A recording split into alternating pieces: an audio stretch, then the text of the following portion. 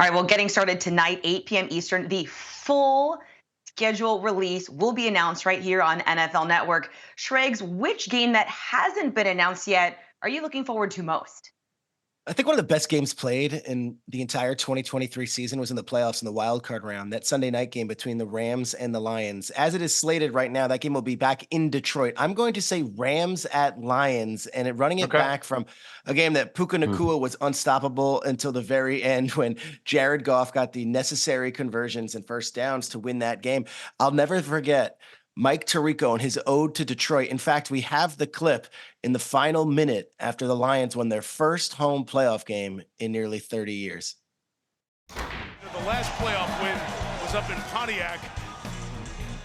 It's the first win in Detroit since the 57 championship in the downtown city limits. And Jared Goff, as you said so well, Chris, towards the end, as he is welcomed in the locker room at the end, he kind of embodies a lot of what this team is and what this city is, overcoming adversity. They came out, they were chanting his name before they even snapped the ball tonight.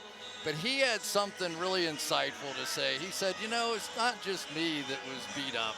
This city has been beat up and bruised and kicked. He even referred to the 2008 financial crisis and what they had to overcome as a city here.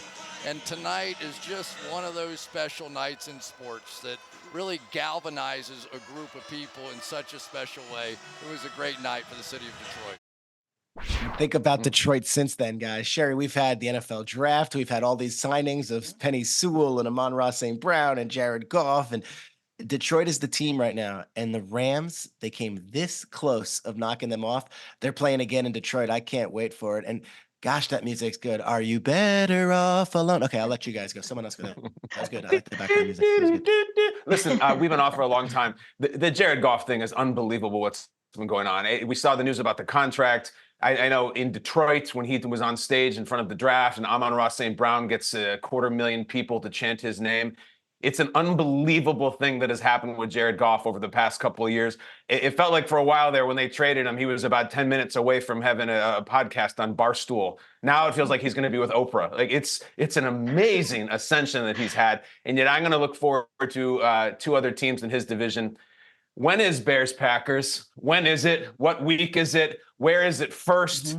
I can't really remember a time in my life, maybe when I was a little kid, when Bears-Packers really felt like it mattered in the sense that the broadcast starts and the play-by-play guy is talking over the scene and setting the stage. And there's the Packers quarterback warming up. And there's the Bears quarterback warming up. And it feels like two true rivals. And you really don't know which way it's going to go. Is this it? When does Caleb get his first taste of the Packers? I'm not even going to mention the quarterback who came before Caleb because it went really terribly against the Packers. The first taste, the last taste, all of them. I look at it this way. If Caleb goes and he lights it up and he beats Green Bay and he beats the Packers, Bears fans are going to be sobbing. If the Packers flick him away like all the other ones, they'll be laughing. Either way, somebody's crying in this game. The stakes feel bigger than this year. It feels like the next 10 years. And it's like, how long have the Bears waited for this? Maybe their whole lives. Bears-Packers, when is it? I need to know. I love that. And you said you're not going to mention the quarterback before him. I will. Caleb Williams is now the quarterback. Justin Fields was there a year ago. And I remember getting ready for that early matchup and talking about the fact that, all right, he's here now, Justin Fields. You have to knock the Packers off. Jordan Love is in now. I feel like we're doing the same thing all over again. Who knows? Maybe this will be different. We can't wait to see those guys out there on the field. I'm going with one of the heavyweights. I'm going with Joe Burrow and Lamar Jackson. We already know for Patrick Mahomes, he's getting one of them in the first game and Lamar Jackson, then Joe Burrow in week 2 on CBS. I want to see these two guys go at it right in their division because the last 2 years, it feels like it's been robbed from us a little bit. I was at the Thursday night game last year doing the game for Westwood One, and Joe Burrow goes down with an injury. We're not able to figure out exactly what it is. It's a risk. He doesn't finish that game. The Ravens walk away with a victory. The year before that, Lamar Jackson's not playing in a playoff game, and we're missing him down the stretch in their second meeting. I want to get back to these two quarterbacks. CBS did this quarterback ranking. They had Joe Burrow at number 4, Lamar Jackson all the way at number 6. These two guys, we're always going to be talking about this head-to-head matchup. Right now, Lamar Jackson has the lead on Joe Burrow, but I just want to see these two guys go at it because there's different weapons around. There's so much that's changed. T. Higgins is back right now. I want to see who's going to come out on top. And Lamar Jackson has lost weight, they said, in this offseason. Joe Burrow's throwing a bomb to Jermaine Burton in practice. There's so much going on. Can't wait to see these two heavyweights go toe-to-toe out there. Well, Jay, too, if you think about it, they added Derrick Henry, right, in the backfield, and it's going to be the second season with Todd Monken as their offensive corner. They were already so successful with him in the first season.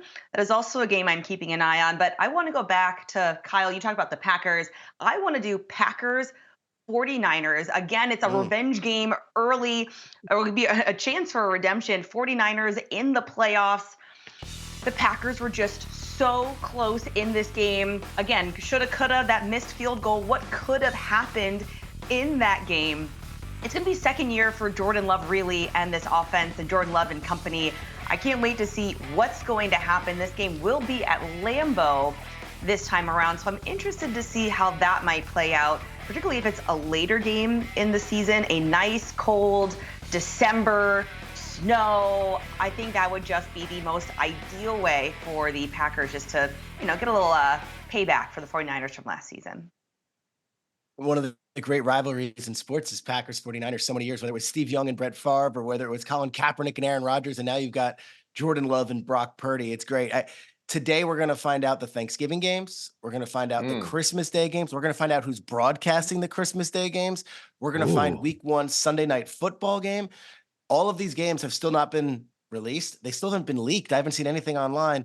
And I know very well that 32 social media departments are hard at work right now trying to be creative, trying to not be too mean to the opponents, but also trying to be just pithy enough to be the winners of the social media champions from schedule release day. Guys, we're here. We made it. It's tomorrow. We can't wait.